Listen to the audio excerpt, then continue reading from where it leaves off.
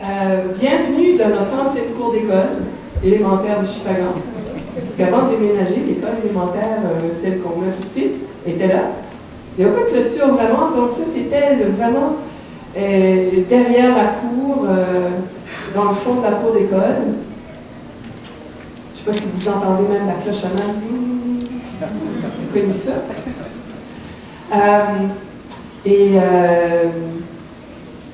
C'est ça, derrière l'école, ici, dans le fond de la cour, quand on était petit, là, on avait peur de venir là.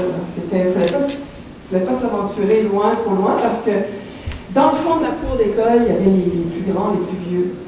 Puis quand on allait là, on était toute petite fille, ben, ils arrivaient et nous encerclaient. Puis les petits garçons nous encerclaient souvent, puis là, il fallait choisir un pour qu'il nous libère du cercle, puis après c'est ça. Ah ben Nathalie, tu étais en amour avec un tel, et donc on ne s'aventurait pas dans le fond de la cour, mais ici ce soir, dans la cour des grands, on est là, bienvenue. Et je crois que comme ça, on fait un cercle. Moi j'aime beaucoup les cercles, on se faisait encercler dans le fond de la cour. Le cercle c'est bien, c'est le fun, c'est là où on peut réconcilier, se réconcilier, se discuter des choses, échanger, faire circuler l'énergie. Alors, ce soir, qui aurait dit que dans le fond de la cour d'école, notre école élémentaire, qu'on serait réunis pour le premier forum sur l'apprentissage de la province. Bravo.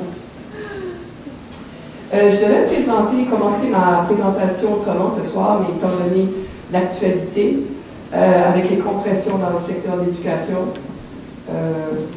les compressions de postes qui ont été annoncées, d'autres changements à venir. Je pense que le budget aussi de la Faculté des sciences de l'éducation de l'Université de Moncton, la petite enfance, on a des annonces un petit peu tous les jours ces temps-ci. Je pense qu'il y a samedi, manifestation avec les propriétaires de garderie à Bathurst. Donc, c'est un sujet, là, tout le monde en parle, tout le monde, je veux dire, c'est en train de... Ça touche un peu tout le monde, les parents, les enseignants, les élèves, les étudiants, et étudiants en éducation. Évidemment, les futurs étudiants en éducation se demandent qu'est-ce qui se passe avec ça. Donc, je rentre chez mon coiffeur, c'était 2 jours après les annonces de compression. Et il est en train de laver la tête du client quand je rentre, et puis il me dit, il est en pleine discussion, il me dit, Nathalie, toi, qu'est-ce que t'en penses des coupures dans l'éducation? J'ai dit, ben, franchement, si tu veux savoir, là, moi j'ai eu mon bac en éducation en fin des années 80, puis c'était le même discours. Coupure, compression, je vois quelqu'un en avant qui fait, je vois des têtes qui fait fin des années 80, c'était, puis le discours en général, c'était, il n'y a plus de job, il n'y a pas de job, on est dans une crise, il y a des écoles qui ferment, il y a des écoles qui ferment à l'époque. Ouais, tu t'envoies à l'éducation, bonne chance. Ouais, peut-être que tu devrais être en allant préscolaire parce que, à moins que le gouvernement se décide de mettre les maternelles publiques, là, on prend un job là-dedans. En passant, vous irez sur un engin de recherche Internet, là, puis vous taperez par curiosité les emplois du futur, puis vous serez surpris.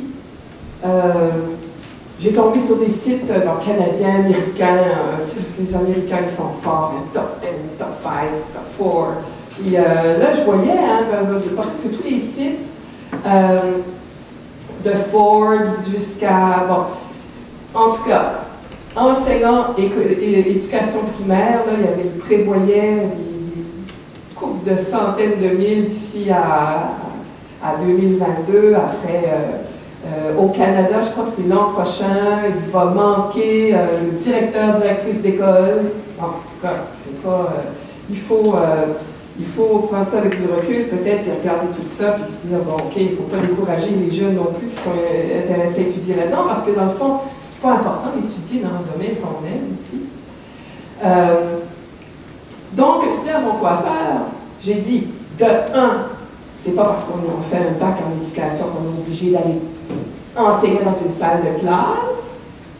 De 2, on peut continuer nos études puis faire une maîtrise. Non. De 3, on peut aller enseigner partout au monde. Je vous le confirme. Et puis, qui sait qu'est-ce que l'avenir nous réserve? Et je préfère dire, qui sait qu'est-ce que nous, on réserve à l'avenir? Il y en a combien dans la salle ici qui sont nés au 20e siècle, au siècle dernier? Levez la main.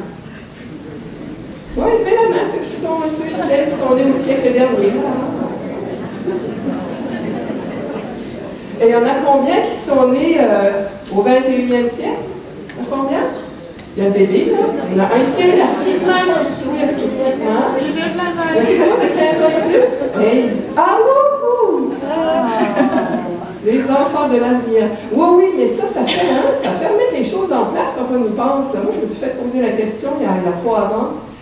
J'étais à Kigali, on était en train de jouer au ping-pong, moi et mon mari, dans une cour dehors, puis il y avait ce petit garçon-là, un petit Rwandais, petit garçon, puis visiblement il voulait chercher la conversation, alors il arrive à côté de la table, on regarde jouer, puis comme première question, il nous demande en quelle année vous êtes né, vous? Et là, moi et mon mari, je ne sais pas, on a dit notre année de naissance, hein? Puis là, il dit regarde, vous êtes né dans les années 1900. Wow.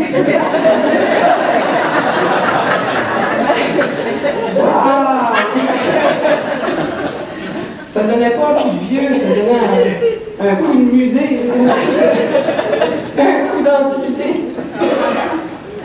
Mais c'est intéressant de voir, de parler à ces jeunes, d'essayer de rentrer dans leur monde, parce que écoutez, c'est vrai, là, ils sont rentrés dans l'ère numérique. Ma petite manette, là, c'est-tu celle-là? Je ne veux pas trop. J'ai un micro dans le dos aussi. Je veux pas trop. J'ai tellement de doom in the dark. J'ai pas pu m'empêcher de vous montrer ça.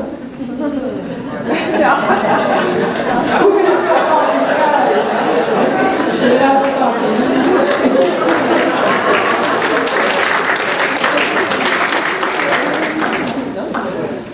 Oui, ma petite Raphaël, la minute qu'elle était capable de se mettre debout en équilibre, puis qu'elle se met sur une table, il y avait la table, il y avait la télévision écran plat devant, puis elle a fait ça. Oui. Télévision, tu sais, je dis, alors, c'est pas une télévision avec un écran qui tourne. Non, non, c'est elle. Pour elle, moi, je n'y ai pas montré ça. Hein. Je n'y ai pas montré ça, je vous jure. C'est juste, ça nous a vu avec le vieux téléphone portable qu'on a, nous a vu faire ça une fois, puis pour elle, un écran, tu fais ça. Des pitons, on n'aime pas ça, je le vois. Elle est née là-dedans.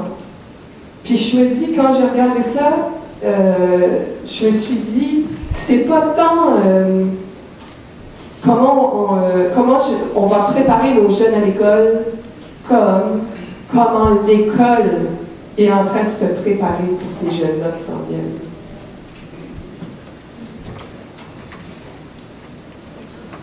Et là, j'ai choisi de vous parler de quelque chose qui est assez triste, mais j'ai fait le choix de vous en parler. C'est une famille, et elle, ça représente la famille, une des familles les plus pauvres au monde en ce moment. C'est dans un village au Rwanda. On était en train de tourner un film, parce que moi je travaillais avec des journalistes, puis je leur avais donné comme exercice, le thème c'était la malnutrition, parce qu'au Rwanda il n'y a pas la liberté d'expression, on peut pas dire n'importe quoi, donc c'était dans les cases, une malnutrition, on peut parler de ça, et je donnais comme exercice à mes journalistes de trouver un angle différent, un angle original. Et puis, il y avait un de mes journalistes qui était arrivé, qui avait été sur le terrain, puis il avait dit « J'ai trouvé quelque chose d'intéressant. » Lui était rwandais lui-même. Il dit « J'ai trouvé, c'est une pratique coutumière. » Mon micro qui se passe. C'est une pratique coutumière qui cause la malnutrition. Et voilà, on est allé rencontrer dans ce village où ce phénomène est en train de se produire. Donc, le phénomène, je vous explique, c'est que quand il y a des jeunes femmes qui tombent enceintes sans être mariées, c'est déshonneur de la famille, aussi un poids économique, c'est bien. Et dans ce village, ils ont décidé que quand il y a une jeune fille qui tombe enceinte et pas mariée, on la jette dehors et organise-toi toute seule. Mais c'est dans un village, là. On la jette dehors, elle va où, là? Elle va pas s'en aller en ville à Kigali passer trouver un job comme prostituée ou pour quêter ou quoi. Qu'est-ce qu'elle va faire? Elle est enceinte. C'est pas le moment de déménager, de trouver un job. Donc, dans ce village où ils pratiquent cette coutume, ils ont réservé, il y a des petites huttes comme ça, qui d'habitude servent au bétail, aux chèvres, aux petits animaux, là. Et ils permettent aux filles chassées de leur maison, de leur famille, de louer la hutte et de se débrouiller. Se débrouiller pour se nourrir, débrouiller pour le reste. Alors, je vous fais visiter, vous voyez, il y a 3 enfants. Bon, je vais dire, issus des viols. Ça, c'est l'intérieur de sa hutte. Il faisait complètement noir, j'avais ma caméra, puis j'appuyais sur le bouton, je ne voyais rien, je ne savais même pas qu'est-ce que je prenais comme photo. La hutte faisait 2 fois comme, ok, ça, il y avait 2 fois, largeur de mes bras, ça veut dire 3 mètres, 3 mètres. Ceux qui dorment sur le sol, là, comme ça, rien à manger. Et pourquoi ça m'a vraiment touchée? Parce que elle travaille. Elle travaille 8 heures par jour dans un champ. Okay? Puis c'est comme ça que finit par se plier. Ça, c'est pas la même, c'est une autre femme. On était à 2 équipes de tournage. Juste pour vous montrer. Toute la journée, elle cultive ou récolte ou bon, dans un travail comme ça, avec souvent un bébé sur le dos ou sur le ventre. Et qu'est-ce qu'on fait avec l'autre qui a 3 ans, 4 ans? Mais là, et ça c'est dans un pays, au Rwanda, là, où ils sont en train de se vanter, qui sont en train d'entrer dans la modernité, qui sont en train de développer les choses et tout ça. Puis on sort, puis on va là, puis on découvre ça dans un village, ça c'est en 2011. Son enfant, qui a 3 ans et demi ici, qui s'en va sur 4 ans, peut pas marcher, parce qu'il était toujours enroulé dans son dos, ou assis, en tout cas, il n'a pas développé des muscles assez pour marcher. Je me souviens pas si c'est un petit gars ou une petite fille, de toute façon, c'est pas important. Souffre de malnutrition, il avait la tête déformée, tout ça, je ne sais pas si l'enfant est encore en vie aujourd'hui. Et je reviens à la même photo que tout à l'heure. Elle travaille toute la journée dans le champ. Pour gagner le tout petit peu qu'elle gagne, elle réussit tout juste à payer pour sa hutte et louer sur la parcelle de terre où elle travaille. Et des journées, il y a des journées qu'on lui donne quelque chose à manger, et il y a d'autres journées qu'il y a des propriétaires de terrain qui la laissent aller ramasser des tiges de fèves. C'est même pas comestible. Pas la fève, là. La tige, la feuille de la plante. Elle fait une espèce de bouillie avec ça.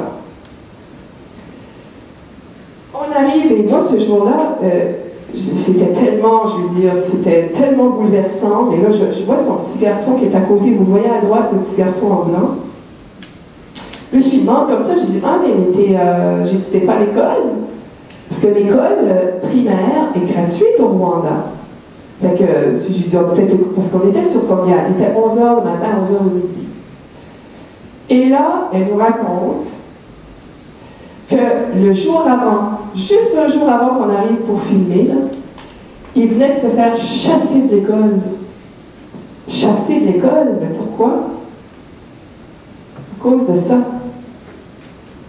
Ses chaussures étaient déchirées, trop sales, trop maganées, comme on dit. Et parce que le gouvernement, le président et toute la lignée dans le ministère et tout le monde qui, au nom de la modernité, a dit non, non, dans un pays moderne, non, on porte des chaussures pas à l'école, on ne s'en va pas dans la bouche, on ne s'en va pas dans le sandal, on se met des souliers qui ont de l'allure dans les pieds. Fait que dehors, elle avait besoin de ça. Hein. J'ai tellement été... Bon, j'ai même pas, je peux pas dire scandalisée, je sais même pas quel mot je pourrais utiliser. On a laissé une partie de l'équipe de tournage, puis avec une autre équipe, on est parti au marché, acheter des chaussures usagées, mais portables, pour les enfants. On les a mis dans une boîte de carton, puis on est allé l'amener à l'école, où est-ce que le petit gars allait. On a parlé au professeur. On a dit au professeur, écoutez, regardez, on va vous donner une boîte de paires de souliers. Fait la prochaine fois qu'il y a un enfant qui arrive qui n'a pas de chaussures, vous ferez fouiller dans la boîte, prendre les chaussures dans la classe.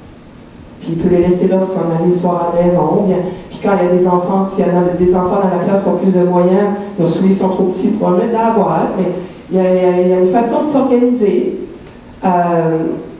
Parce qu'elle était tellement en détresse. Je pense qu'on juste regarder son visage, c'est avec le bébé, qu'est-ce que je peux faire?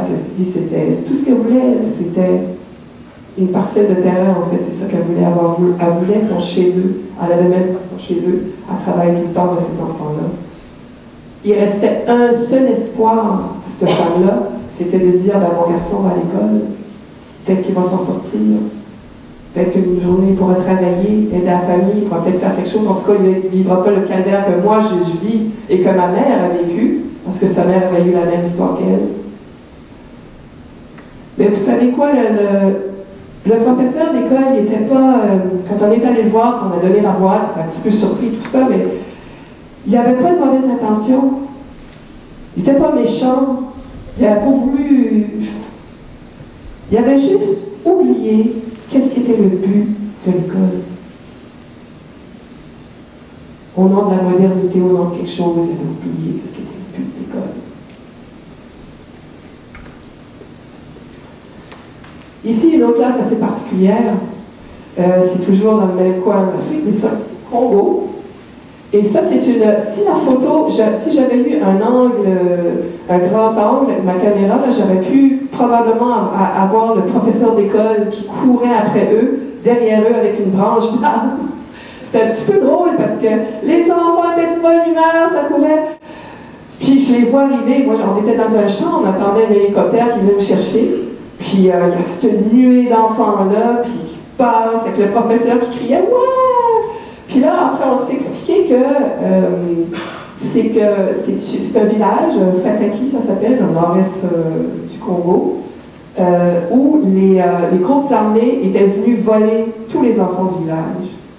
Ils avaient été esclaves pour les groupes armés. Puis il y avait une ONG qui était une ONG italienne qui était arrivée là notamment, puis qui aidait à la réintégration. Il y avait l'UNICEF qui avait enlevé les enfants des groupes armés. Bref, l'école reprenait dans le village. Donc les enfants n'étaient pas habitués de rester assis dans la classe. Puis quand les créations sont sortis, puis ils sont partis à courir dans le champ. Fait que je ne pouvais pas blâmer le professeur pour courir après avec une branche d'arbre.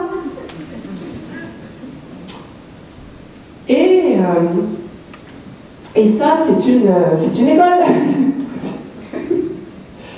Et non, je suis, mais c'est que l'enseignant était de bonne humeur. C'était dans un village reculé dans le Massissi. Les enfants n'étaient pas là, c'est juste que mon journaliste était parti faire un reportage de moi, tout ça, on a parlé du professeur. Le professeur enseignait à... Il y avait 6, 7, 8 enfants qui, de temps en temps, qui s'assoyaient à même le sol, là, dans la lutte que vous avez vu tantôt. Mais sauf que là, la lumière passe à travers. Il y avait des petites ardoises et c'est tout. Il enseignait. Mais ce qui était particulier, c'est qu'il recevait comme salaire un porc-épic par mois. Salaire mensuel, un porc-épic. Ouais. C'était pauvre, il n'y avait rien, pas d'argent, mais la communauté était capable de cotiser ensemble pour lui remettre un porc-épic à la fin du mois. Un porc-épic qui va se faire une soupe avec un bouillon, quelque chose. Mais c'est ça que j'ai dit ça aux enfants de l'école de l'Acadie-Ville, l'école primaire de l'Acadie-Ville, il y a une couple de semaines passées. Tout de suite, quand j'ai dit ça, il y a une petite fille qui lève la main. Madame, elle dit, il était-tu forcé d'enseigner, lui? Je dis, ben non, il n'était pas forcé d'enseigner. La preuve, il était payé avec un porc épic. S'il avait été forcé, il n'aurait pas été payé pour un tout. Je pensais que ça va être une bonne syndicaliste, cette petite-là. Mais tout ça pour dire, parce que la vraie raison que j'aurais pu dire à la petite fille, c'est que dans ces villages-là, le professeur au porc-épic puis le professeur avec la branche d'arbre, c'est qu'ils savent que le village ne peut pas exister sans école. Parce que l'école, l'apprentissage, c'est la meilleure arme contre la pauvreté. C'est la meilleure arme contre les inégalités hommes-femmes, les inégalités sociales, les inégalités économiques.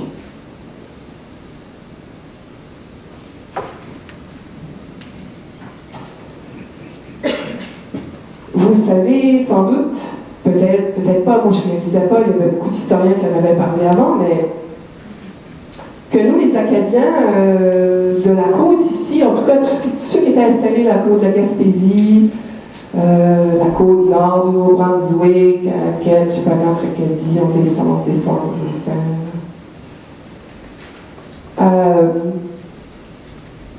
Que nos ancêtres, ils travaillaient pour la compagnie Robin et ils étaient défendus, c'était la seule façon, en fait. On est venu ici, puis c'est ça, tout le monde travaille pour les Robins à la Belge. Et puis ce qu'il y avait de particulier, c'était que ils n'avaient pas le droit d'innover. C'est vraiment ça le système que les Robins avaient établi. Pas le droit d'innover. Puis ils décourageaient les Acadiens d'aller à l'école. Hey, qu'est-ce que ça va te donner pour attraper une morue de plus, toi, une 12e année? Et ils rentraient ça dans la tête, bien comme il faut. Parce que c'était son système, c'était bien rodé, cette affaire-là, de la compagnie Radin, hein? Parce qu'il était radin, le gars. Robin. Et je montre ça parce que Sylvain Rivière, lui, il a fait, c'est pas un historien, mais il a écrit un livre juste là-dessus. Je l'ai interviewé il y a 2 mois. J'ai interviewé ici, c'est comme ça que j'en ai connaissance. Et puis pour lui, c'est vraiment, comment je pourrais dire ça, on a été formaté un petit peu. D'après lui, il sent que les Acadiens, on a été formatés comme ça. De ne pas innover, de ne pas prendre des risques. Parce que s'ils innovaient, les pêcheurs, s'ils trouvaient un moyen de faire, ils achetaient moins la compagnie Robin, mais tout qu'ils achetaient les agrès de pêche, les affaires. Hein, parce qu'ils étaient maintenus dans un cycle de dette. Et puis, si ça allait à l'école, ça allait partir après, là. C'est plus de main-d'œuvre, là, pour la compagnie Robin. Mais ça, là, c'est fini, c'est passé. Quand je pense qu'il n'y a pas loin d'ici, là, on a des belles fenêtres là, mais là, une coupe de mètres par là, l'Institut de recherche des zones côtières, il y a du matériel technologique là-bas, je crois que unique en Amérique du Nord, si je ne me trompe pas. Oui, ben ça, c'est un beau pied de nez à la compagnie Robin, vous trouvez pas? Il y a même des postes ouverts, un poste de généticien. Hey, on est arrivé dans la modernité et dans l'innovation. Big time! Je vous raconte aussi cette petite histoire de... Ça, c'est Cap-Lumière. Est-ce qu'il y en a du Sud-Est, Cap-Lumière, Chibouctou, c'est le week-end, ici ce soir? Est-ce qu'il y en a de la région, non? Dommage que notre premier ministre n'est pas là. Cap-Lumière, moi j'ai un de mes meilleurs amis à Moncton. Il me racontait que son père, quand il était tout petit, fin des années 20, quand il était tout petit, à Cap-Lumière, il était vraiment smart à l'école. Il était vraiment intelligent, il était bon, il était petite étoile. Puis dans le village, ses parents, tout le monde était pêcheur, tout ça, on me disait, mais il est donc bien intelligent, ce petit enfant-là. Tu voyais qu'il voulait ben là, il faut faire quelque chose avec cet enfant-là, il faut l'envoyer à l'école. Donc, ils ont cotisé tout le village, ils ont cotisé. Ils ont envoyé le petit gars là, à la fin, il est allé partir aux États-Unis, étudier, il est revenu à Moncton, tout ça. Il est mort aujourd'hui, mais Léon Richard, ça vous dit quelque chose? Hein? Le centre d'oncologie de l'hôpital à Moncton porte son nom, le père de papa de Claude. Mais c'est pas rien quand on pense à ça. Et ça, c'est nos premières élites acadiennes. Ça date de pas longtemps. Puis ça a pris un village. Ça a pris un village pour en envoyer un. Et regardez la marque qu'il a fait.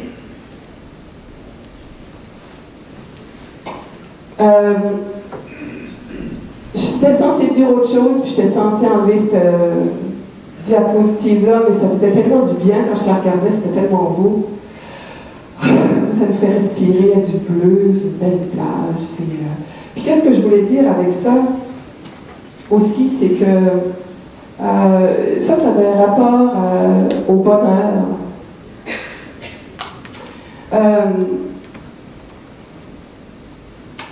Ici, on a l'éducation, on a tout. Aussi, on a le choix aujourd'hui de dire je veux étudier, je veux faire quelque chose qui va m'allumer, qui va me rendre heureux.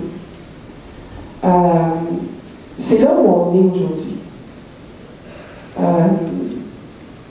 C'est pas juste, c'est pas se faire des peurs, comme je disais au début, c'est plutôt de dire qu'est-ce qu'on réserve aussi à demain. Qu'est-ce qui nous allume? Tu sais, des passions. Quand tu commences à faire quelque chose, ça fait des heures, tu fais ça, tu vas pas parce que tu aimes ça. Tu penses que c'est le fun de travailler comme ça dans la vie, si tu veux travailler. Donc, je montre cette photo parce que c'est une plage à Zanzibar, mais on est tellement allés souvent, c'était pas loin, là, en Afrique. On allait souvent, donc on est devenus comme amis avec le propriétaire, puis le propriétaire, c'est un Norvégien. Lui, il connaissait ça, la neige, puis le froid, là, comme vous autres. Puis lui, à un moment donné, il est parti là-bas, il s'est marié avec une Tanzanienne, puis il reste là-bas, puis il y a des petits chalets, c'est un resort qu'on appelle. Et Tron, qui s'appelle, c'est ça, on passait du temps avec lui, tout ça, puis je me disais, waouh! Je posais des questions, je disais, non, je pense pas que je vais retourner jamais, je ne retournerai pas en Norvège, je m'habite ici maintenant. Je me disais, waouh, c'est quand même pas évident. Puis je disais, je regardais, j'ai dit, hey, tu dois être heureux, c'est comme, tu sais, rester dans un endroit paradisiaque comme ça. Puis il regarde la mer, puis il répond, il dit, I don't need to be happy. C'est, lui, sa façon de faire, c'était pas de dire, je cherche le bonheur, ou je cherche quelque chose, c'est tellement difficile à cerner, qu'est-ce qu'est le bonheur? Ben, lui était bien. En tout cas, il faisait ce qu'il croyait qu'il y avait de bon à faire, puis il s'est mis dans un milieu où il était bien. Voilà. Je pense que je vais reculer. Attendez, je devais vous lire un petit carton que j'ai oublié. Je suis laissée emporter par les images. Donc, on a vu tantôt l'éducation comme meilleure arme contre la pauvreté. Avec l'histoire des Robins, là où on est rendu les Acadiens, l'apprentissage, l'éducation comme meilleure arme. Pour s'affranchir, on était asservis comme meilleure arme pour s'affranchir dans une société. Et là, regardez ce que j'ai trouvé aussi, il n'y a pas longtemps, sur mon LinkedIn. La pauvreté est un facteur majeur du décrochage scolaire et la perte de revenus potentiels au Canada. Selon une étude de McKinsey & Company, les élèves qui abandonnent le secondaire, donc qui abandonnent leurs études secondaires, ont des revenus beaucoup plus faibles. Ça, on le sait, il y a aussi, même sur le site du gouvernement du Nouveau-Brunswick, les études. Mais écoutez, c'est bien ceci. Et là, j'ai envie de vous demander, qu'est-ce que vous pensez qu'est la perte potentielle d'argent entre quelqu'un qui n'a pas, terminé ses études du secondaire versus quelqu'un qui a terminé son secondaire? Est-ce que vous avez une idée? Est-ce que quelqu'un veut se risquer? Question pour un champion! Qui veut s'essayer? Bien? Oh! 40%. Combien? 40%. En pourcentage, je ne sais pas, mais ils disent que à peu près 1 demi-million. Million, c'est beaucoup, là. Non, 1 demi-million que si, en perte de revenus potentiels, si quelqu'un a fini sa 12e année jusqu'à sa vie, sa moyenne de... Parce que ça, c'est au Canada, hein, pour le Canada. Je veux dire que les femmes vivent jusqu'à 86 ans. Jusqu'à la fin de ta vie, tu as perdu potentiellement 1 demi-million de dollars si tu n'as pas fini ta 12e année. Et, écoutez bien ceci, plus de chances de tomber sur l'aide au revenu, on appelle ça tomber, d'avoir recours à l'aide au revenu, souffrir de dépression et une espérance de vie inférieure. L'éducation et l'apprentissage comme meilleure arme pour vivre vieux. Dr. Zakia Belachoui, McKinsey & Company, études. Je vais faire comme Julien de personne. Question de champion. Et là, j'étais rendue à vous lire la mission des écoles publiques. Parce que ça, je disais ça aussi, hein, c'était mon carton, il est vraiment pas. Il est vraiment pas. C'était juste pour dire, est-ce qu'il y en a qui ne sont pas convaincus? Je suis sûre que tout le monde se soit convaincu, parce que je voulais vous dire, si vous n'êtes pas convaincu que l'éducation c'est important, là, écoutez, on vit plus vieux. Hein, c'est pas assez ça? La mission d'école publique, j'ai été la lire aussi. Moi, j'aime beaucoup lire les missions seules, parce que c'est ça qui nous guide souvent. J'avais jamais été lire la mission d'école publique du Nouveau-Brunswick. Ginette a un grand sourire, tu la connais? Guider les élèves vers l'acquisition des qualités requises pour apprendre à apprendre, afin de se réaliser pleinement et de contribuer à une société changeante, productive et démocratique. C'est beau? Tout est là-dedans, je dirais. Même il y a beaucoup là-dedans. C'est un petit peu beaucoup. C'est beau quand même, quand on regarde ça. J'ai été voir différentes, je me suis amusée, j'allais voir la mission d'autres écoles, des conseils scolaires au Canada, aux États-Unis. Là, voir, c'est intéressant. Il y en a comme vos missions, là, comme aux États-Unis, dans certains districts, c'est clair et net. Hein.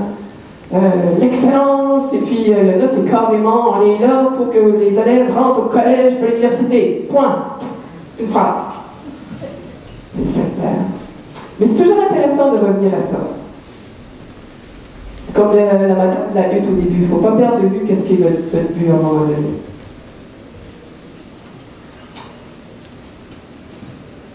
Et c'est pour ça que justement j'avais aussi cette diapositive, parce que quand on dit se réaliser pleinement, c'est de dire qu'est-ce qu'on veut pour nos jeunes. Qu'est-ce que nos jeunes, ils vont être animés par quoi, nos jeunes? Est-ce qu'on veut juste du monde qui vont rentrer dans des statistiques, tu sais, à tel job, à telle place. Et, vous savez, tout de suite, au Canada, il y a qu'est-ce qu'on appelle une mauvaise conjonction, c'est un mismatch. Attendez, pardon? Oui, il y a une mauvaise correspondance entre des emplois disponibles et des emplois et des chercheurs d'emploi. Donc, il va y avoir un paquet de chômeurs. Et puis, de l'autre côté, il y a un paquet d'emplois, mais on ne trouve pas personne pour les remplir. Par exemple, le poste de généticien, je ne sais pas s'il est toujours ouvert. Je ne sais pas, c'est pas facile de trouver un poste de généticien. Je crois que quand j'étais au début des années 80, dans un poste de généticien, je ne savais pas que ça existait, je crois.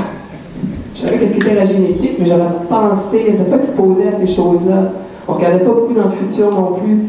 Donc, il y a deux choses ici. Là. Il y a deux choses. On est déjà dans l'ère numérique, puis en même temps, on veut quand même que nos jeunes soient allumés. Et qu'est-ce qu'on sait du futur? On sait qu'il va y avoir une surpopulation. Ici, là, c'est ça avec nos gouvernements, ils gèrent la décroissance. C'est ça notre budget, l'annonce des compressions qu'on a. Ben, c'est ça, c'est une espèce de calcul très linéaire. C'est de dire, ben, il y a moins d'enfants, donc il y a trop de profs, on n'a plus besoin des écoles, puis il n'y a plus de budget, c'est pas servicieux, il n'y a plus d'enfants. Bon. Mais ailleurs au monde, c'est le contraire. Ailleurs au monde, ils sont en train de se préparer pour dire comment on va faire demain dans les villes. Il y a plus de monde dans les villes maintenant que dans les campagnes. On a déjà passé le cap. Et puis il y a déjà des organisations onusiennes qui sont là-dedans, déjà pour prévoir comment des villes et des villes intelligentes, des villes du futur vont exister.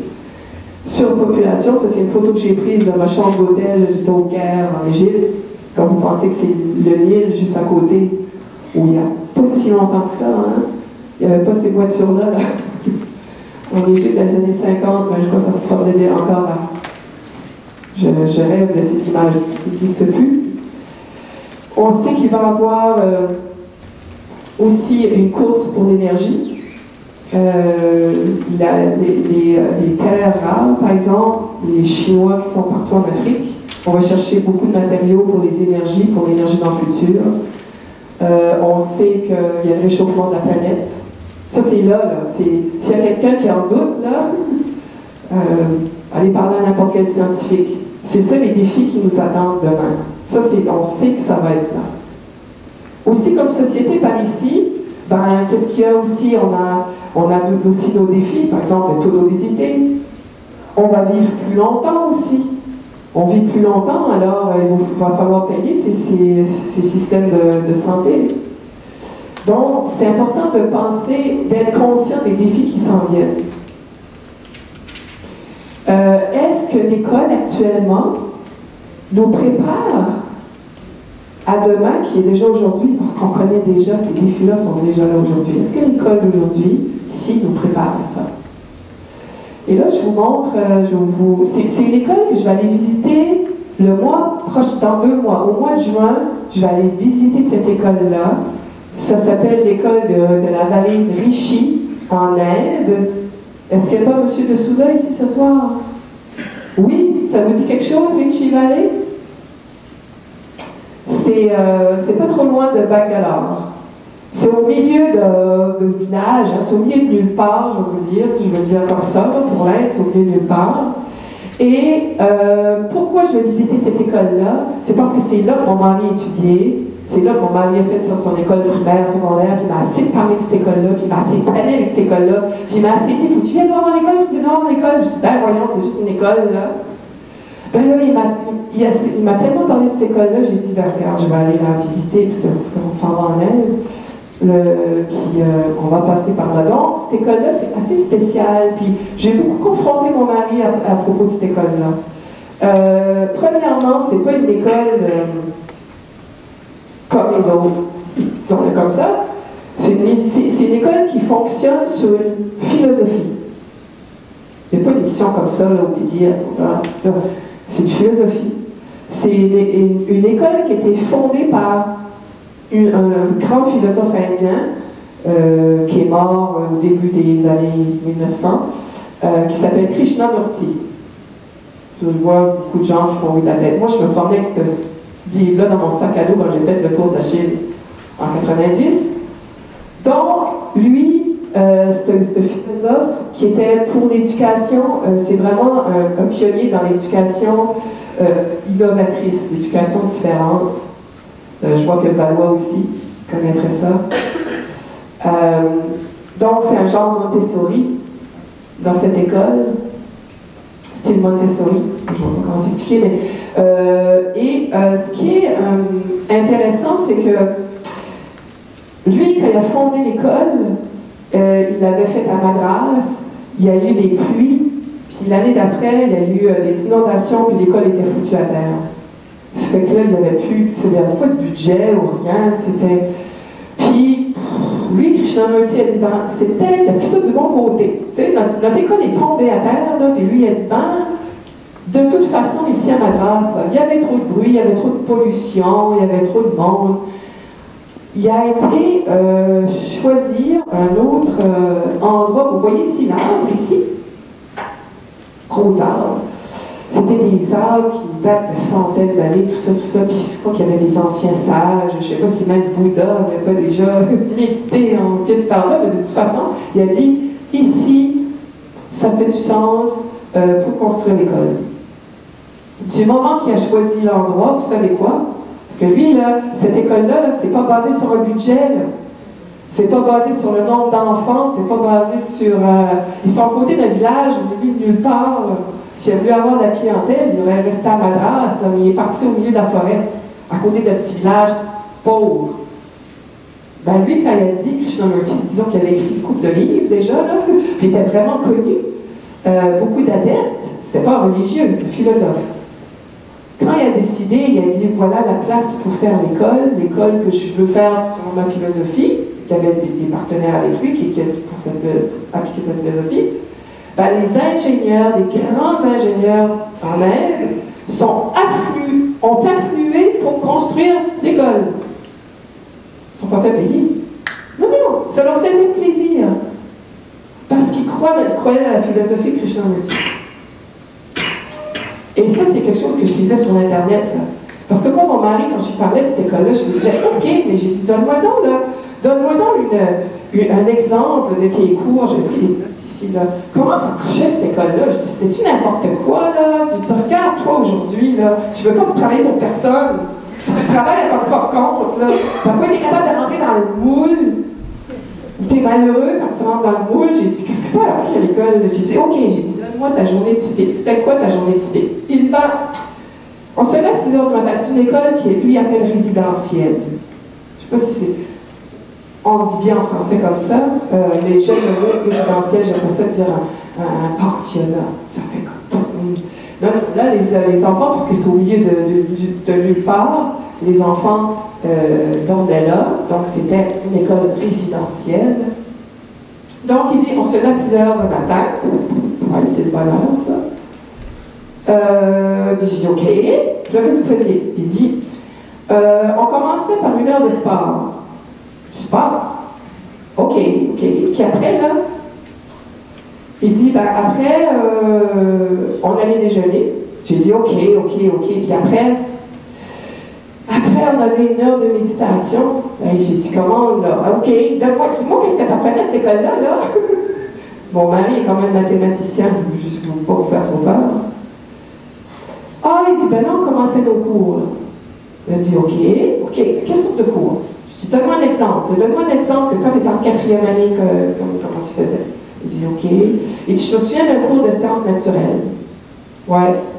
Il dit, le professeur nous avait amené. Bon, c'était un cours de chimie, en fait. Je dis, 5e année, un cours de chimie. Je dis, oui. Il dit, le professeur nous avait amené dans le village, on avait chacun des feuilles de papier, puis il fallait trouver un tuyau d'échappement d'une motocyclette, une voiture, puis il fallait mettre le papier devant le tuyau d'échappement. Parce qu'il dit, c'est ça, mon premier cours de chimie. Parce qu'on voyait, ça expliquait qu'il y a des choses qui existent autour de nous, tout ça, on ne le voit pas, mais c'est là. Et puis en plus, on prenait le papier avec une tache noire dessus, ben là, il est en train de nous dire, ben oui, c'est ça la pollution. Puis ça, c'est dans l'air, puis ça, on respire ça. Venez, on va aller analyser le papier. Là, il était parti dans le laboratoire analyse le papier, c'est pour 5e année. Mais ça avait tellement parti du concret, là, qu'il se souvient encore de ça. Et il me donnait plein d'exemples comme ça. Moi, je disais comme, waouh! Ben, je dis, mais attends, là, je dis, t'es qui t'es prof? Parce que lui, il me disait tout le temps, quand il disait, viens visiter l'école, viens enseigner là-bas. Je dis, ben voyons donc, si tu veux que j'enseigne là-bas, là, c'est en anglais. Il dit, ben, tu peux enseigner journaliste, tu peux enseigner, qu'est-ce que tu veux? Je dis, qu'est-ce que tu veux dire? Je pensais, mais qu'est-ce que je veux? Il dit, oui, tu peux venir enseigner la caméra. Il y a du monde de partout au monde qui vient enseigner là. J'ai dit, quoi? J'ai dit, mais combien ça paye? Il dit, je crois que c'est 50 piastres par mois. Il dit, OK, là, ça me bouleverse, cette école-là. Parce que son prof de chimie, là, ben, c'était un gars qui arrivait de la NASA. J'ai dit, de la quoi? La NASA? Ah oui, oui. Ça faisait 15 ans qu'il travaillait à la NASA. Il n'était pas à la retraite ou rien, là, mais c'était un gars qui avait dit, moi, la NASA, je ne le réalise pas, ça ne va pas avec mes valeurs.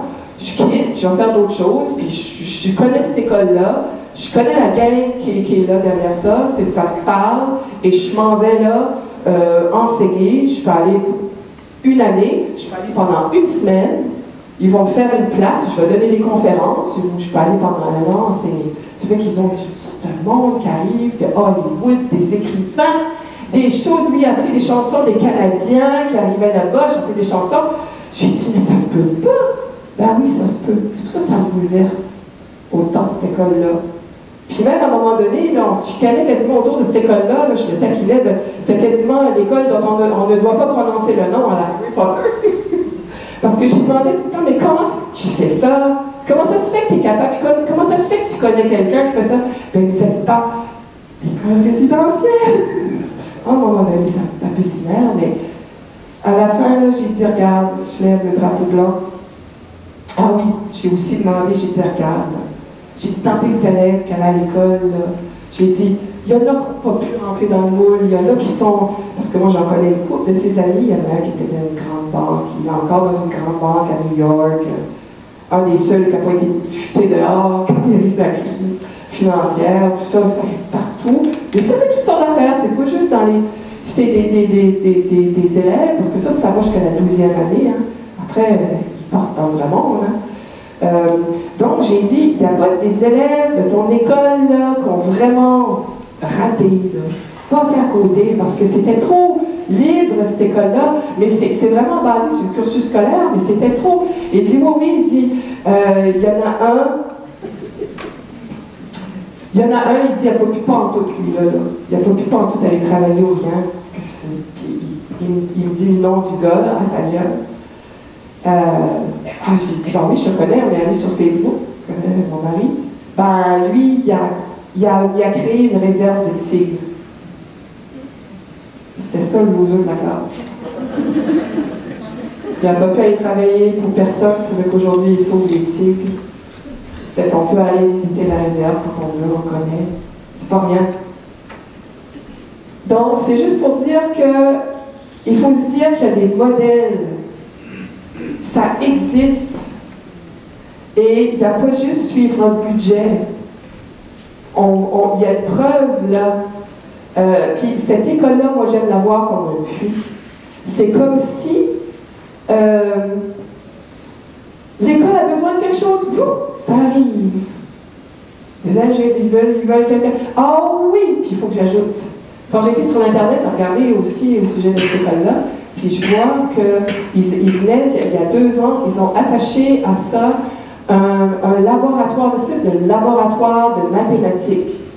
Ah, j'ai pensé, waouh! Parce que je sais aussi que à cette école-là, ils sont beaucoup axés aussi sur, parce que la philosophie de Krishnamurti, je veux dire avant, c'est vraiment une éducation innovante, différente, mais aussi c'est la conscience. C'est difficile à expliquer, je ne suis pas sûre que je comprends très bien, mais en tout cas, c'est de tout faire avec conscience. Donc, il y a une grande conscience de protection de l'environnement avec les défis qui s'en viennent devant cette école-là. Donc, là, je suis à perdre de mon idée avec ça. Qu'est-ce que je voulais dire? Désolée. Le puits, merci Lynn. Merci Lynn. T'écoutes attentivement, tu aurais une étoile à la Le puits, parce que mon mari, son rapport à l'autorité est complètement différent de la mienne. Et ça, c'est quelque chose qu'il avait remarqué chez moi, c'est ça qui m'a appris. Moi, j'étais gênée. Moi, je veux dire, là, moi, je voyais M. Jadis Chiasson, j'étais petite, là. J'ai peur d'y parler. Mais c'était quelqu'un d'autorité, c'était quelqu'un de grand, c'était quelqu'un d'inaccessible. Tu ne vas pas parler à ce monde-là, ils sont quelqu'un, ils sont... Mais lui, dans cette école, puis il dit, à cause de cette école-là, il n'y a pas ce rapport-là. Lui, il voyait plutôt, quand ils étaient tout jeunes, les adultes et ceux qui ont des connaissances et tout ça, comme un dépui. C'est un aimant. Tu vas les voir, tu veux faire des contacts, c'est un réseautage, tu vas leur parler, il y a quelque chose, tu peux en demander, tu peux apprendre, questionner. C'est comme ça, c'était comme ça le rapport aux professeurs, le rapport aux adultes. Et moi, ça m'a pris tellement de temps, ça m'a pris tellement de temps. J'étais tellement gênée à parler du monde qui était connu, ou quand j'étais plus jeune, je me souviens, Renée Claude, la chanteuse, qui chantait Chipagan. Vous savez, elle était aux îles, j'étais adolescente, on était assis à la même table à un moment donné, aux îles, au Café de la Grave. Elle était assise presque en face de moi, puis je pensais, Renée Claude, oh wow! Puis là, dans ma tête, ça tournait. Et j'avais été voir le spectacle, c'était à l'école intermédiaire, je pense. J'étais petite, maman, j'avais été la voir, puis elle chantait Chipagan, là. Puis là, je disais, ben là, je vais lui dire, je lui dis que je suis allée la voir quand j'étais petite avec maman, je lui dis, j'ai passé comme ça pendant, je sais pas, une heure de temps. Elle est partie. Mais je pense encore aujourd'hui, pourquoi j'ai pas parlé? Pourquoi j'ai pas ce réflexe-là? Elle aurait été contente. Elle a été contente de savoir qu'il y a une petite fille de Chipagan qui est là, qui l'a vue là. Mais après ça, je me suis surprise. J'ai été voir la souris verte. J'ai parlé. Ah, ma celle-là, elle est assez contente. Je me suis surpris aussi. Roger Federer. Hey, j'ai été voir la Coupe Rogers. J'ai été voir la Coupe Rogers à Montréal. Puis j'étais dans mon hôtel. Je m'en vais déjeuner le matin, assis après le déjeuner. Hey, sur la banquette, là, juste à côté de moi, Roger Federer. Vous savez quoi? Je viens de parler. J'ai pensé le mot me dit que je suis contente de moi. Je suis capable de reparler à cette heure. C'était difficile de l'aborder parce qu'il venait de perdre la journée d'avant. Je voulais lui dire, on a 5 beaux terrains de tennis à Chipagan et fait le soir. Et parlant de puits, parce que là, je vois l'heure avancer. Vous savez qu'en Asie et en Chine, par exemple, il y a un congé férié pour les enseignants dans le calendrier. C'est un congé national. 100 milliards, 200 millions. C'est comme ça dans l'Asie du Sud-Est. Je crois que l'Australie, il y a quelques pays aussi occidentaux qui ont des journées fériées pour les professeurs. Et ça met tout un autre rapport à l'éducation par l'apprentissage aussi, j'ai remarqué. Parce que moi, je suis allée enseigner à Taïwan. J'ai à peu près la même photo. C'est juste que moi, c'était une vraie photo, là. Elle n'était pas électronique, c'est avant chemin. J'étais en chercher une sur Internet. Mais moi, j'ai vécu ça. Journée fériée. Vers ceux qui ont reçu des fleurs, des roses rouges. Quand j'avais fini d'enseigner mon année à Taïwan, les parents m'avaient couvert d'or et de soie. Je dis, c'était ça, la reconnaissance. Puis quand il y a une reconnaissance de la profession d'enseignant, à nous les enseignants, là, ça nous met la barre plus haut, on dirait. Il y a quelque chose qui vient nous motiver, puis nous dire, hey, ben, il faut que je sois à la hauteur. C'est une dynamique, ça. Mais c'est juste pour vous dire que je crois, je suis prête à dire qu'il y a au moins la moitié de la planète et plus, parce que là-dedans, je vais prendre aussi l'Inde, je ne sais pas, en Afrique du Nord, mais en Afrique en général, on est respectueux pour les enseignants. Et c'est ça, c'est Confucius. Parce qu'en Chine, ce qui m'a surpris, c'est ça, quand on m'a annoncé que c'était un congé férié, ils ont dit, bah, c'est parce que on célèbre Confucius. Et moi, Confucius, je le voyais comme un philosophe. Mais eux, Confucius, c'est aussi le grand professeur. Fait que ça aussi, c'est intéressant. Philosophe, professeur, encore une fois, ça revient. Là, je vais essayer d'avancer un petit peu plus vite. Ici, j'ai pris cette photo-là parce que ça va nous rejoindre très vite ici. Qu'est-ce que nous, on a à offrir comme Acadiens aujourd'hui dans la modernité? Et je vous donne un exemple d'un de mes amis, ce qu'il est en train de faire, ce qu'il fait, et ce que nous, on peut potentiellement faire aussi. Chris, il est à côté contre le dos, là, en t-shirt blanc. C'est un Américain, c'est un des bons amis à moi, on travaille ensemble au Rwanda. Il travaillait, ça s'appelle, c'est une ONG qui a créé, ça s'appelle Global Nomads Group, les nomades du monde. Et puis, lui, ce qu'il fait, c'est qu'il connecte des classes en Syrie, au Pakistan, dans les pays en développement. Au Rwanda, il y avait un projet, il les connecte avec des classes en Amérique, en Europe, aux États-Unis, au Canada, en Europe, via l'Internet. Ici, il avait emprunté... ici, je ne sais pas exactement quelle classe que c'est, parce que c'est une photo que j'ai prise sur l'Internet. Mais je vais vous dire que le 9 avril dernier, à Bathurst High School, il y a un groupe d'élèves du secondaire, 7, 8, 9, désolé, si je ne me trompe pas, qui ont connecté avec 30 élèves du Pakistan, avec Skype. Nous, on essaie de trouver des élèves pour nos classes. Ben voyons, voilà, connectons-nous sur Skype. 30 enfants qui venaient de rentrer dans la classe. J'ai juste besoin de trouver des fonds. Le ministère des Affaires étrangères fédéral pourrait financer pour ça. Et l'idée, c'est de faire des échanges parce que c'est l'enfant de demain. Il veut faire des citoyens du monde. Et donc, à Bathurst, ils ont connecté avec ces élèves, ils se posent des questions, ça dure 1 heure, 1 heure et demie. Et j'ai assisté, il y a 2 semaines, il y avait une connexion d'une classe en Syrie avec une classe à Los Angeles, puis c'était ouvert à tous. Donc, on avait juste besoin de rentrer dans le Google+, chose, puis là, il y avait un écran.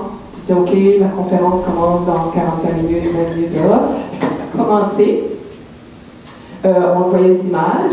On voyait les images de l'école en Syrie. Puis c'était la classe de Los Angeles. Et on pouvait aussi participer en envoyant un message. Donc là, elle qui coordonnait tout ça, elle disait, OK, présentez-vous ceux qui assistent à ça. Donc là, tu voyais après tous les messages tout d'un coup. Ah, une classe de Cincinnati, une autre classe du Kentucky. Ah, tout d'un coup, il y avait une classe en Allemagne. Moi, j'écris, allô, mon nom c'est Nathalie, je suis à Chipagan, Nouveau-Brunswick, où je m'intéresse parce que je connais Quiz. Là, ça allait comme ça. Il y en a qui posaient des questions, tout ça. Puis là, ça a commencé. Donc, dans la classe, les enfants syriens, les garçons et les filles, ils étaient une quarantaine, commençaient à se poser des questions, puis ça allait à tour de rôle. Et puis, c'était tellement intéressant d'entendre des questions qui se faisaient poser. Il y avait, par exemple, il y avait un Américain qui arrive, cool, c'est l'Américain de Los Angeles, avec cette casquette cool, tu crois que c'est un tough. Il arrive au micro et il dit, vous allez à l'école, puis on voit à la télévision qu'il y a des bombes, que c'est la guerre, puis il dit, qu'est-ce que ça fait d'aller à l'école quand il y a la guerre? Question très simple, hein? Pose la question directement, puis là, il y a des élèves qui lèvent la main, là, la coordonnatrice en choisit une petite fille qui a répondu, elle a dit, oui, elle dit, c'est vrai, on va à l'école tous les jours, c'est important l'école, on se lève, on va à l'école, on apprend, on rentre à la maison, mais elle dit, on est habitué d'entendre des bombes tous les jours. Ben, elle a fini sa phrase en terminant, elle a dit, mais c'est vrai que c'est difficile, elle dit, d'étudier quand il y a la guerre. Et puis, ça fait, tout d'un coup, je me suis dit, ces petits jeunes-là qui sont pour ces jeux vidéo, ces affaires de là, ils sont en train de parler à des vrais, de vrais, là. On a les technologies pour faire ça aujourd'hui, pourquoi on s'en prive? Et c'était, moi, quand j'ai parlé à Sarah Black, qui a coordonné la rencontre à Bathurst, j'ai dit, c'était quoi les résultats que tu as eus? As-tu vu, à quoi ça t'a servi de faire ces connexions-là? Ça fait 2 ans qu'elle fait ça avec Search for Common Ground. Elle a dit, j'ai remarqué plusieurs choses. Elle a dit, mais j'ai remarqué que les élèves ont beaucoup plus d'empathie qu'avant. Et ça, l'empathie, c'est clé aussi pour le monde de demain, pour la génération à venir, d'apprendre à vivre avec les autres. Et elle a dit, je voyais que les élèves étaient beaucoup plus ouverts, beaucoup plus à poser des questions, puis empathiques. Je trouvais ça extraordinaire. Et c'est là qui vient la question aussi, qui on est comme Acadien, par exemple, si on se connecte avec des enfants en Syrie ou au Pakistan, qu'est-ce qu'on peut apporter aussi dans le monde? On peut échanger, mais qu'est-ce qu'on a d'identitaire à apporter? Parce qu'on ne vit pas dans un musée, on vit, là, on est en vie. La vie de Gabriel et Évangéline, là, c'est trop petit, on n'a pas besoin de s'enrouler dans un drapeau acadien, là. C'est pas ça, acadien. On ne vit pas dans un musée, on vit dans la vraie vie. On est connecté, on a toutes les infrastructures. On est francophone. Hey, c'est pas rien le français, là. C'est comme, OK, il y a beaucoup de French bashing tout le temps, là. Mais non, moi, je crois pas à ça, hein. Je veux dire, l'anglais, c'est pas la première langue au monde, de toute façon. C'est le mandarin, ça dépend de quelles études vous regardez. Il y en a qui disent c'est le mandarin, d'autres c'est l'espagnol. L'espagnol, c'est joliment proche du français aussi. L'espagnol, c'est concentré, ça se parle en Amérique du Sud, en Espagne. Mais le français, par exemple, certaines études disent c'est top 4, le top. Quatrième langue, en tout cas, le français est parmi les 4, 5, 6, 7 langues les plus parlées au monde. 350 millions, puis sur tous les continents. Mettez le français, mettez l'anglais, mettez la technologie qu'on a. Et notre liberté. Et je vais aller vite là-dessus aussi. Prendre conscience de qui on est. L'an dernier, janvier 2014, mon mari a été invité dans un talk show aux États-Unis. Et parce qu'il écrit un livre, là. Moi, le mien, je trouve qu'il est meilleur que le sien, mais c'est lui qui a été invité là-bas. Et donc, la limousine qui vient nous amener, c'était à l'émission de Jon Stewart. Moi, je suis pas trop ça, je connais ça comme ça. Le Daily Show, qui a connu aux États-Unis, donc on se fait ramener, parce que tout ça, c'était autour de son livre. Donc, après le show chez Jon Stewart, là, on s'en va, on est invité chez Sonny Merta et son épouse qui écrit là. Sonny Merta, c'est un des plus grands éditeurs du monde anglophone au monde. Et parce que c'est l'éditeur du livre de mon mari. Et Penguin, Double D, Knopf. Bon. Et pourquoi je vous montre ça? Je vous montre pas ça pour vous vendre. Je vous dis qu'ils étaient tellement gentils. On va à leur appartement. Moi, je suis assis dans le sofa où il y a Kapuscinski qui s'est déjà assis là. Et des grands auteurs comme voyons, les versets sataniques, voyons. Rushdie, Salman Rushdie. Il était le magistère, il est allé avec lui sur ce monde-là qui parle là. Et il parle un petit peu avec mon mari, mais les deux s'intéressent à moi. Ils posent des questions à moi. Pourquoi? Parce que moi, je suis un phénomène, là. Je parle français, je suis francophone, mais je suis pas du Québec. Puis j'ai grandi en français, sans un an, j'ai grandi en français, je fais des films français à la télévision, je fais des émissions françaises, j'écoute à la radio en français. Puis je suis arrivée à travailler, je suis aux Nations Unies. Waouh! Mais c'est pas ça de façon... Non, ils étaient vraiment émerveillés. Ils étaient émerveillés. Ils ont dit, ah oui, c'était tout en français. Chez toi, quand tu l'as dit, oui. Et puis là, mon mari... qui sort de la lutte tout d'un coup, puis toute fière, il dit « Et puis, c'est la nièce, son oncle, c'est un des fondateurs du FLQ. » J'étais assez gênée, je me suis calée dans le sofa, j'ai regardé mon mari avec une paire de yeux, je suis tournée vers les autres, et j'ai dit « C'était pas mon oncle, c'était mon petit cousin. » Et après, j'ai chialé mon mari en sortant de là. Je pense que les FLQ, bon, je pensais qu'il y avait des petits jeunes ici, je crois que vous savez qu'est-ce que c'est. C'est Gabriel Hudon, à droite ici, là, garçon à ma tante Emma. Mais c'est juste pour dire, c'est quelque chose que je raconte jamais, c'est quelque chose que j'aurais jamais été raconté aux États-Unis ou aux anglophones. Ah oui, parce que ça garde mal. Tout ce qui est Québec, tout ce qui est les histoires, la loi 101, toi, la loi 101, tu sais, moi, je veux dire, c'est pas de ma faute, là, je suis acadienne en plus, mais Tu sais, j'ai des amis aux États-Unis qui m'accusent encore de la loi 101, c'était quoi? Ben voyons donc. Et, mais lui, mon mari, il était hyper fier. C'est vrai que tu vas être fier. Il dit, j'ai lu son livre à Gabriel Hudon. Il était en train de construire une révolution, mais il ne savait pas qu'est-ce qu'il y avait entre les mains. C'était des jeunes qui étaient en train de... Puis en même temps, peut-être qu'ils fabriquaient une bombe, là, parce que c'est sûr qu'ils ont fait de la prison. Et... je vais reculer. Et c'est ça. Donc, quelques mois après, c'était juillet, on s'en va au quai ici. C'était le festival des pêcheries d'aquaculture qui ouvrait. Puis il y avait la bénédiction des bateaux, puis il y a les bateaux qui arrivent, puis drapeaux, puis ça tourne, puis c'est fun. On fait ça depuis, je sais pas, moi, 50 ans, je sais pas. Et puis, c'est ça, je m'en voulais avec mon mari. Mon mari est indien d'origine, hein, vous l'aurez compris. Lui qui allait à l'école, dont on ne doit pas prononcer le nom. Et il a étudié aux États-Unis, tout ça, il a travaillé aux États-Unis, mais tu sais, il était sur le quai, puis il regardait les bateaux tourner. Ces bateaux, c'était pas les gros bateaux comme il y a déjà eu, là, tu sais, que le quai était plein, il y en avait moins l'année passée. Il regarde ça, puis il dit finalement, il dit, je comprends pas la culture nord-américaine. Ouais. Puis ça, ça m'est venu.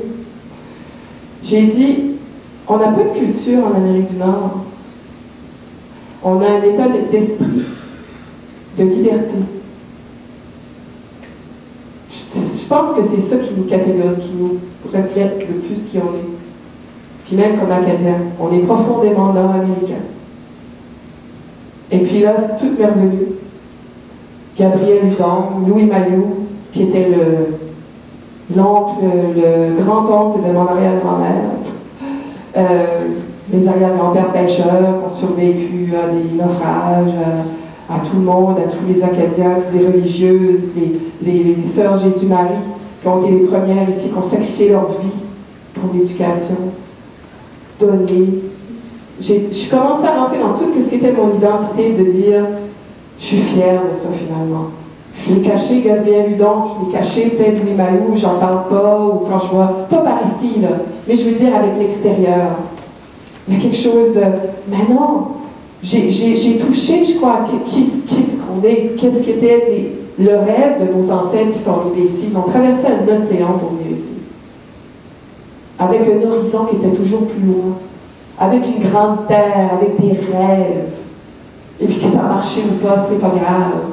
Ils ont essayé. Et je crois que c'est ça notre état d'esprit aussi. C'est ça qu'on a de particulier, nous, les Acadiens, aussi. On vient de là.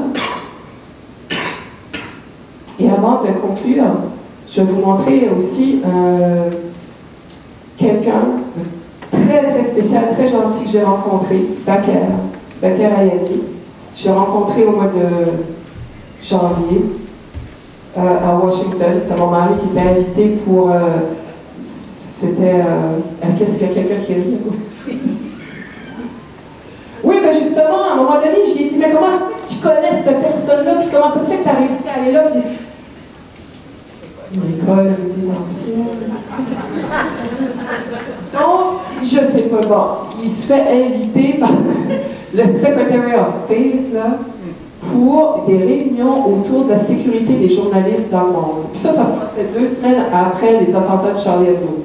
Ça avait déjà été prévu, mais c'était d'actualité. Le gouvernement américain il y avait beaucoup d'otages, qu'est-ce qui peut être leur stratégie pour protéger les journalistes américains qui vont faire les reportages tout de suite, l'État islamique, etc.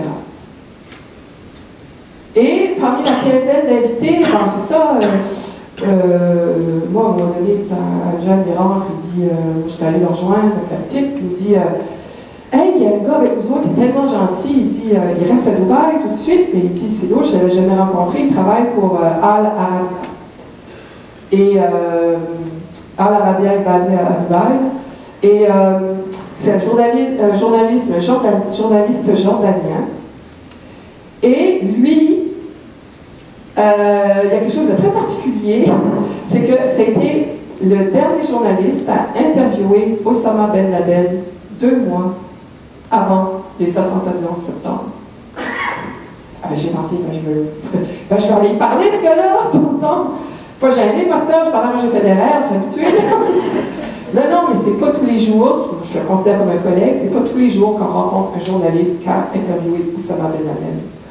Et surtout qu'Oussama Ben Laden, il y a juste 3 ou 4 journalistes dans le monde qui l'ont interviewé. Et quand je le rencontre dans le lobby de l'hôtel, super gentil, on va dire, OK, on sort pour le lunch. Puis tu vas me raconter un petit peu, là ici on le voit, c'est des photos sur Internet.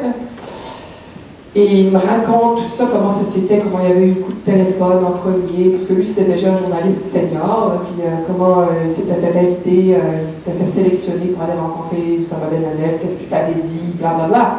Vous allez voir sur Internet, ça, vous allez fouiller, c'est intéressant, il y a plein d'articles sur lui. Mais c'est pas ça qui m'a le plus intéressé, c'est qu'à un moment donné, il me dit, quand j'étais otage, j'ai dit, attends une minute, là. J'ai dit, si tu Oussama Ben Laden, là, puis après, qui t'es mis. Non, il dit, là, c'est une autre histoire, là. Il dit, moi, j'ai été à Abu Sayyaf, là, aux Philippines. Ils m'ont pris en otage pendant 1 an et demi, je crois. J'ai dit, t'as été otage à Abu Sayyaf, aux Philippines. Ah ouais. Et puis là, il commence à me raconter. Puis, c'est pas la première fois que je parlais avec des anciens otages. C'est quelque chose qui me touche beaucoup parce que c'est sûr, comme journaliste où on était, donc je travaillais au Congo, avec mes journalistes aussi, il y en avait certains qui avaient été otages. Puis on recevait des formations, tout ça, c'est quelque chose qui vient vraiment me chercher parce que je me dis, c'est un état où on t'enlève ta liberté. Là. Puis quand on est là-dedans, on ne sait pas. C'est une espèce de mort. Et lui, il recevait des tortures psychologiques, c'était tous les jours. Et il avait perdu, à un moment donné, il a perdu le tiers de son poids, il avait perdu comme 5 ou 60 livres. Et il a essayé de se sauver une fois, ça n'a pas marché, il s'est fait torturer. Il a essayé de s'échapper une autre fois, ça n'a pas marché, il s'est fait torturer. Puis il était tellement dans un état, j'ai dit, mais là il me racontait ça, j'ai dit, mais attends, là, j'ai dit, comment t'as fait pour tenir, comment t'as fait pour pas juste te laisser mourir? Et là il m'a dit, je sais pas, mais il dit, à un jour, il dit, je me suis dit, je choisis la vie. Puis il dit, à partir de ce moment-là, je savais qu'il n'y avait rien ni personne qui allait empêcher ça. Il avait choisi la vie. Il dit, à partir de ce moment-là, mes preneurs d'otages, ils ont commencé à changer. Ils ont commencé à changer, puis j'ai commencé à avoir un rapport avec eux, puis il a réussi à se faire aider, puis il s'est échappé, et la 3e fois, c'était la bonne, il a réussi à s'échapper. Mais il dit que même la décision qu'il avait faite avait eu un effet sur les autres. Il s'était décidé. Alors, je vais conclure là-dessus. Et là, on le voit ici quand il est sorti. Vous voyez, là c'était avant, après. Là, il avait tout perdu. Et puis là, il regarde un rayon X. Là, il était vraiment... Mais il dit qu'il va continuer. Il continue. D'ailleurs, je vais le rencontrer le mois prochain, parce que je serai à Dubaï. Je vais aller le rencontrer. Et pour finir, c'est possible de choisir, c'est possible tout de suite, ce soir, demain matin, on va attendre le cocktail, là. Demain matin, on peut se lever debout, là, puis se dire, on se crée des communautés d'apprentissage. C'est décidé.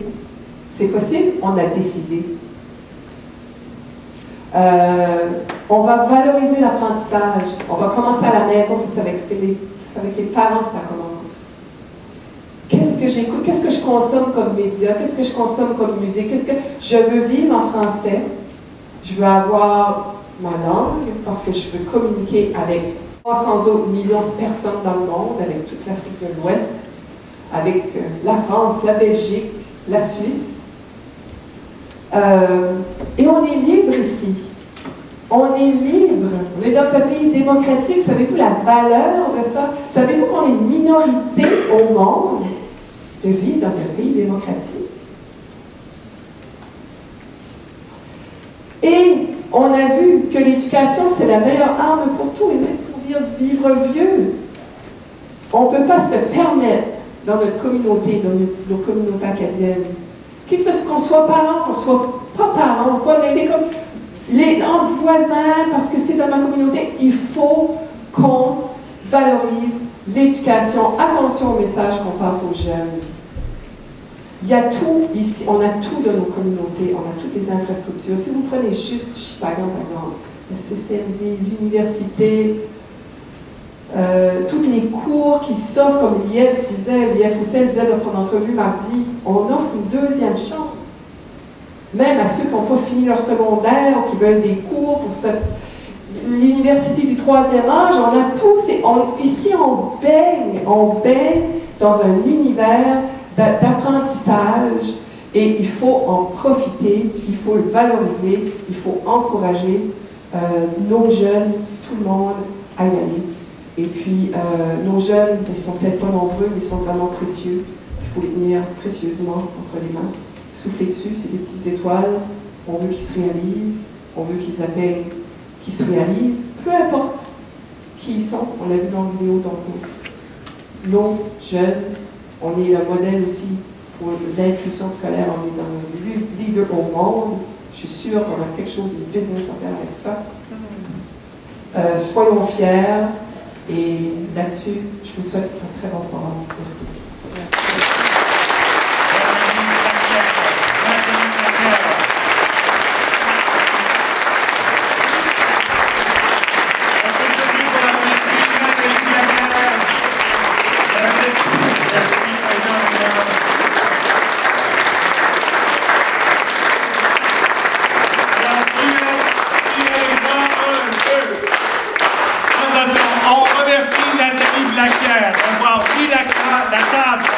Ce premier forum sur l'apprentissage. Demain, les idées se poursuivent en atelier et on termine la soirée avec un cocktail. N'oubliez surtout pas de mettre vos étoiles sur les tableaux. Bonne soirée et bon cocktail tout le monde.